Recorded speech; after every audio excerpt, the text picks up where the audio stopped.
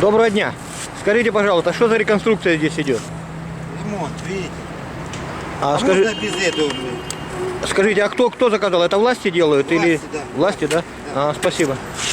А то вчера перекрыли, нам звонят таксисты и говорят, это сельпо, говорит, перекрыло, чтобы сюда не лезли конкуренты на фуршет.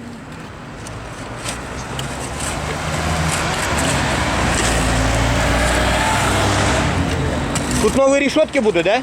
Да. У фуршета столько денег, могли бы за свой счет это сделать. И банки здесь, понимаете, и все, а люди мучатся. Вы без камеры можно обойтись? Да можно, конечно, ради бога. Вы же ничего плохого не делаете, вы же помогаете порядок наводить в городе.